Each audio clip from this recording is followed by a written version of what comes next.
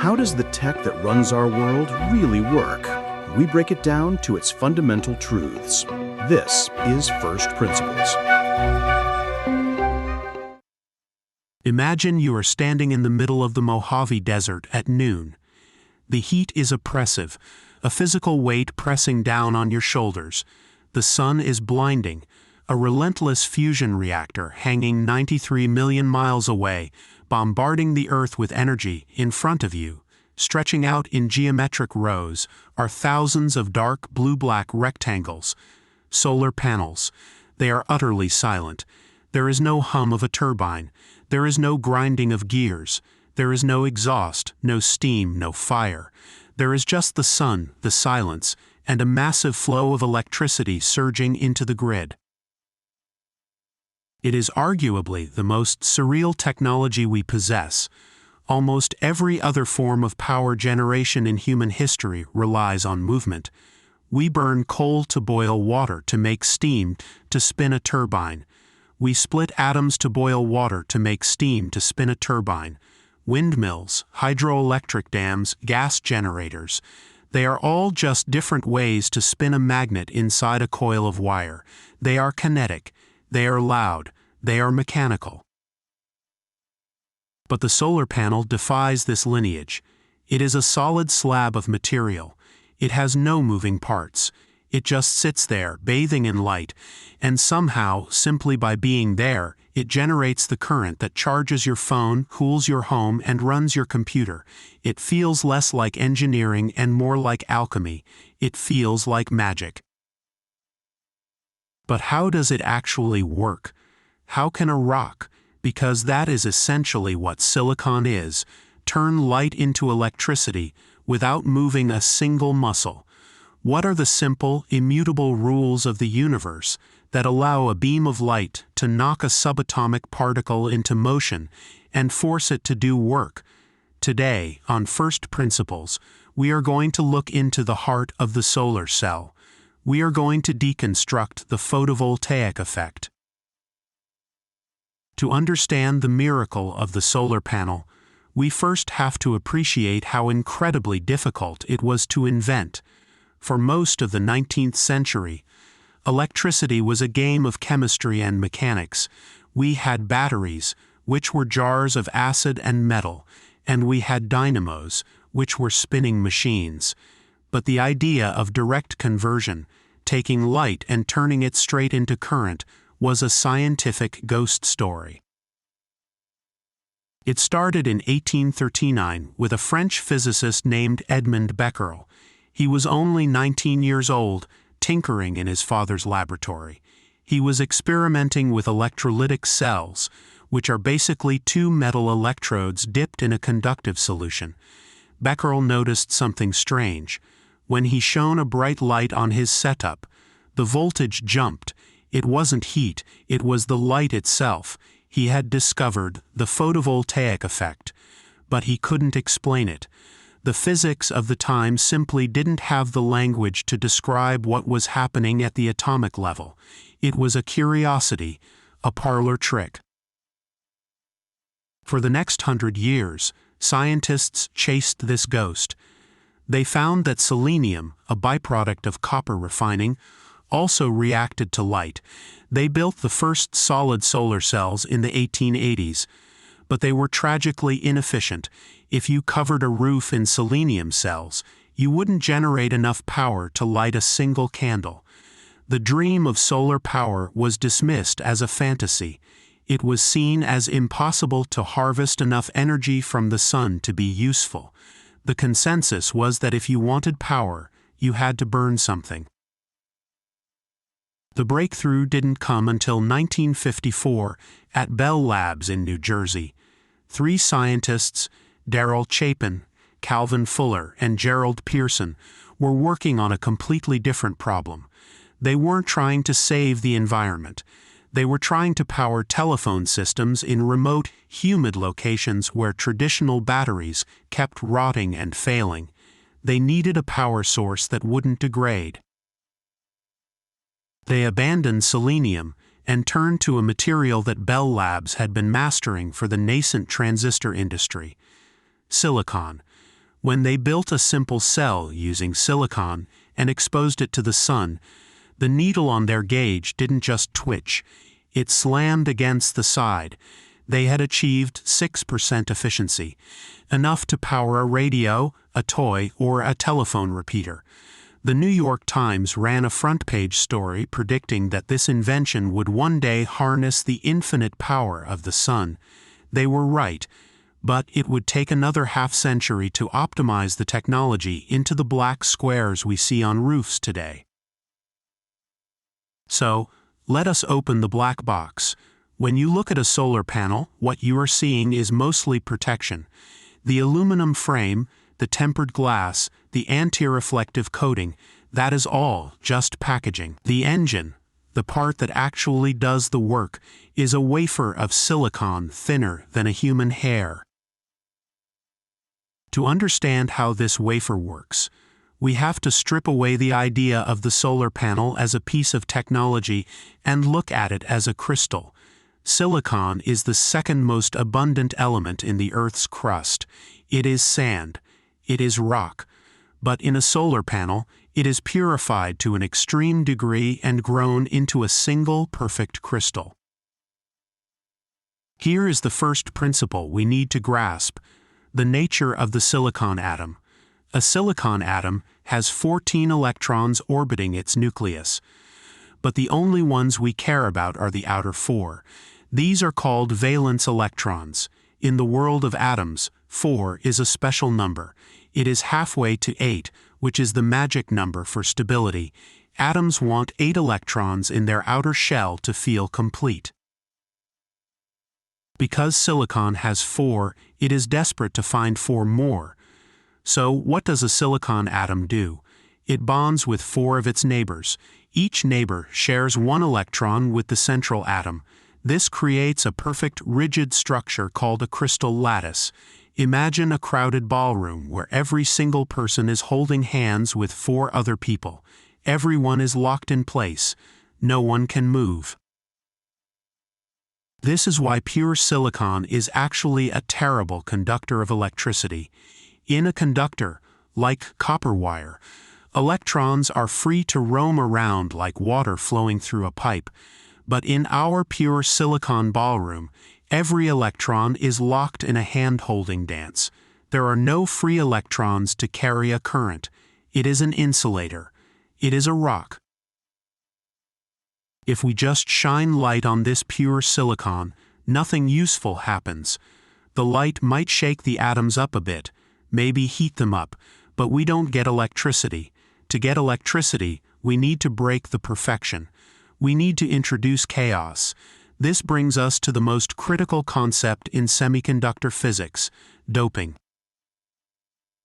Doping is the process of intentionally contaminating the pure silicon with tiny amounts of other elements to change its electrical properties. We are going to create 2 different types of silicon and sandwich them together. First, we take a block of silicon and inject it with a tiny amount of phosphorus. Phosphorus is very similar to silicon, but it has a secret weapon. It has 5 valence electrons, not 4.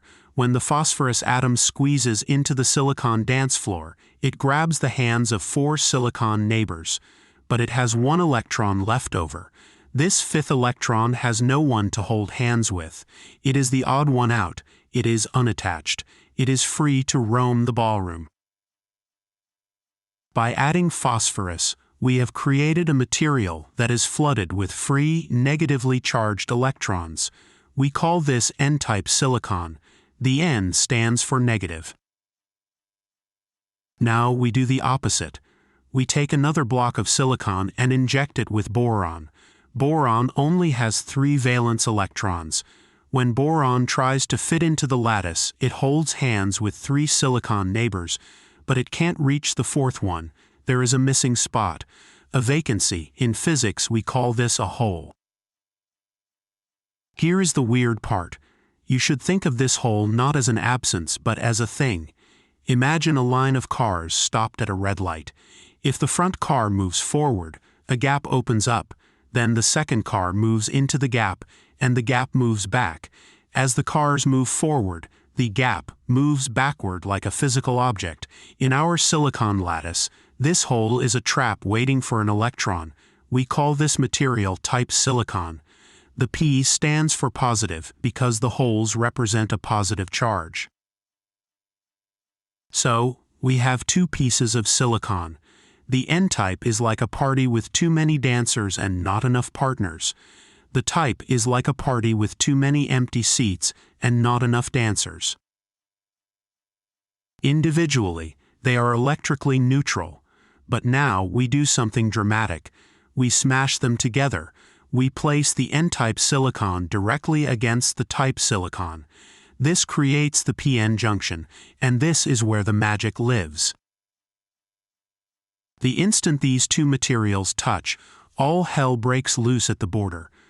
The free electrons in the N-type side look across the border and see all those empty holes in the type side.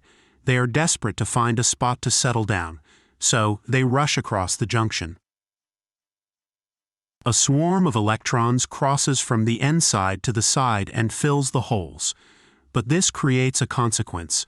When the N side loses its negative electrons, it becomes positively charged. When the side gains those electrons, it becomes negatively charged. This creates a localized electric field right at the border. It acts like a wall. It acts like a bouncer. After that initial rush of electrons, the electric field becomes so strong that it stops any more electrons from crossing over. It says, stop. No more mixing. This border region is called the depletion zone. So, here is the setup of a resting solar cell. You have a layer of N-type silicon and a layer of type silicon. Right in the middle at the junction, there is a strong electric field pointing one way. It is a one-way valve. It is a slope. Imagine the junction as a steep hill. The N side is at the bottom of the hill, and the side is at the top.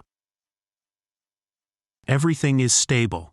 Everything is silent. The trap is set. Now we just need the trigger. We need the sun. This brings us to the next layer of our deconstruction. The light itself.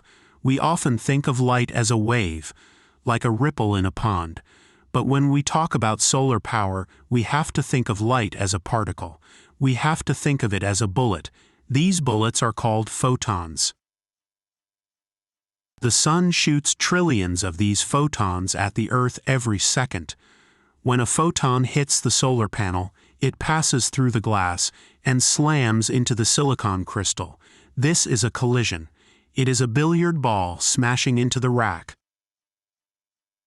If the photon hits a silicon atom with enough energy, it knocks an electron right out of its bond. Remember our ballroom analogy. The photon crashes into a pair of dancers and knocks them apart. Suddenly, you have a free electron and a free hole. Now normally, if you did this in a piece of plain silicon, the electron would just fall back into the hole after a split second. They would recombine, and the energy would be lost as a tiny bit of heat. It would be useless. But we aren't in plain silicon.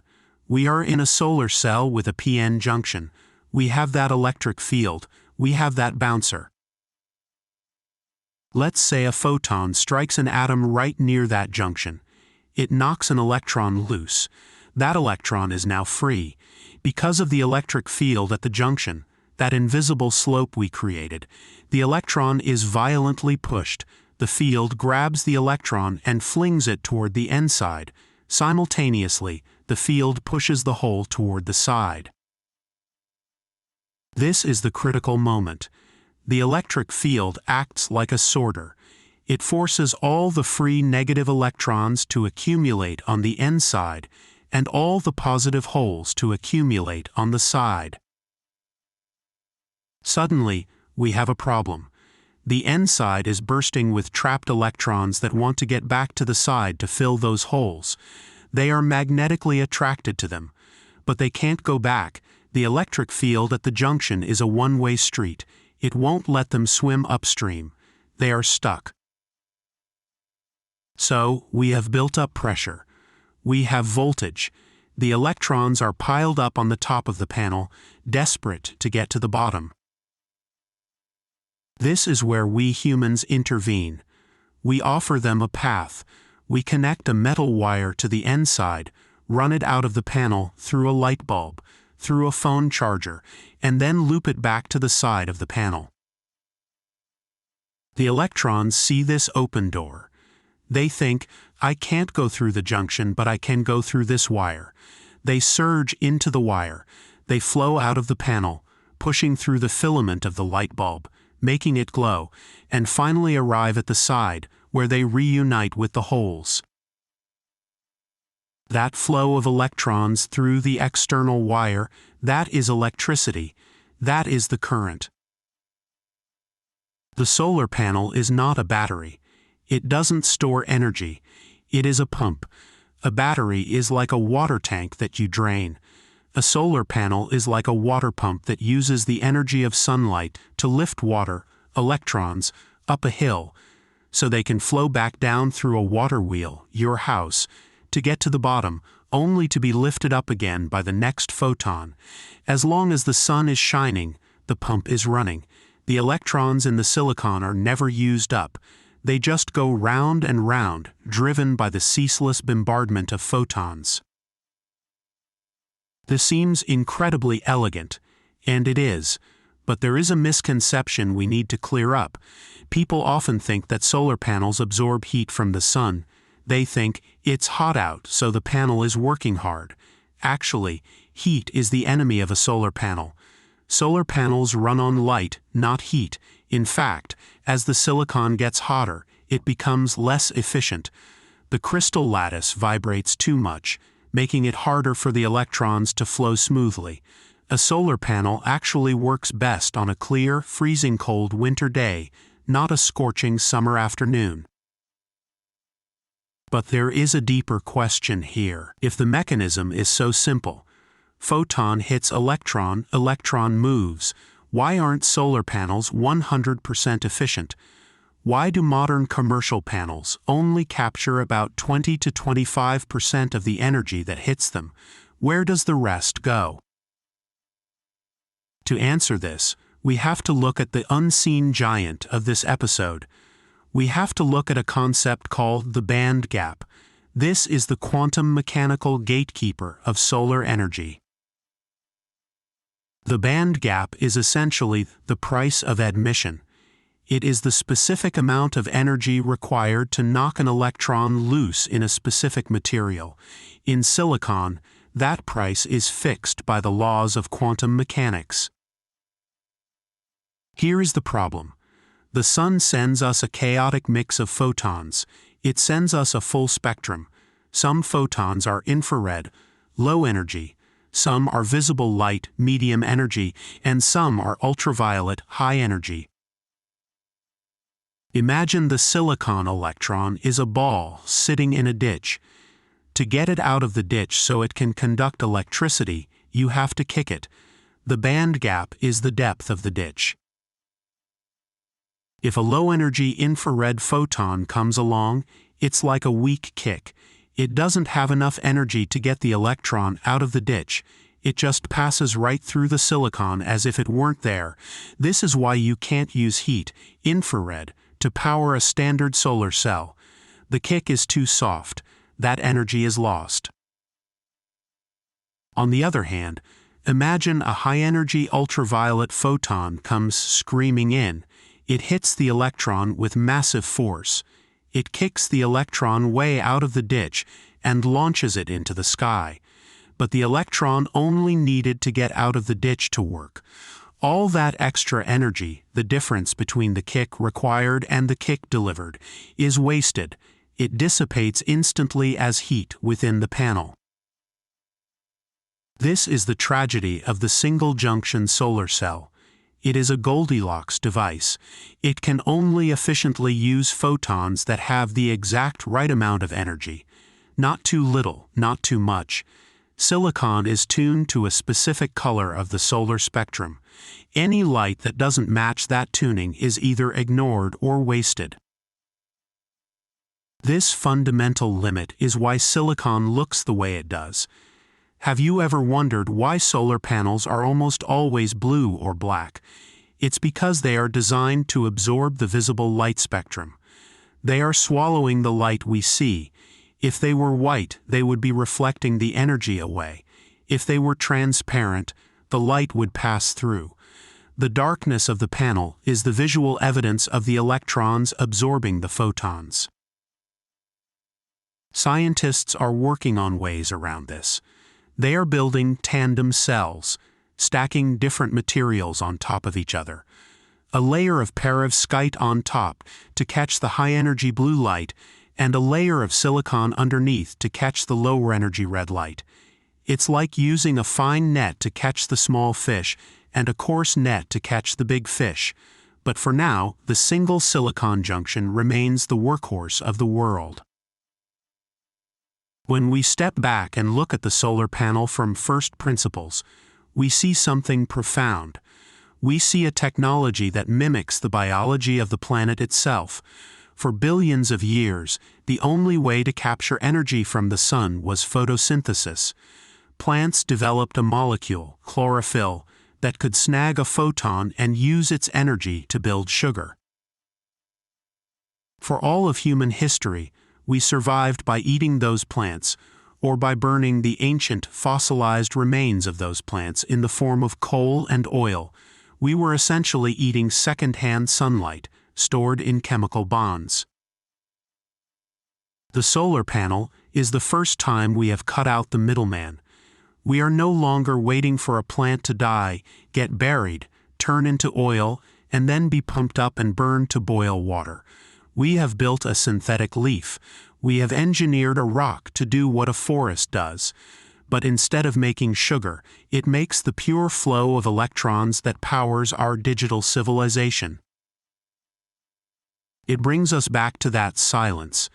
The silence of the solar panel is the silence of the atomic scale. It is the silence of an electron making a quantum leap. We often judge machines by their complexity, by how many gears, pistons, and circuits they have. But the solar panel teaches us that the ultimate sophistication is simplicity. It is just a rock, refined and organized, lying in the sun, channeling the chaotic fury of a star into the orderly flow of a current. It is a reminder that if you understand the fundamental rules of matter, how an atom bonds, how an electric field pushes, you don't need roaring fires or spinning turbines to generate power. You just need to create the right trap and let the universe do the rest. This is the power of first principles thinking. By asking what is a crystal and what is light, we moved from burning the earth to catching the sky. The technology isn't just on the roof. It is a testament to our ability to understand the invisible machinery of reality. You've been listening to First Principles. Until next time, stay curious.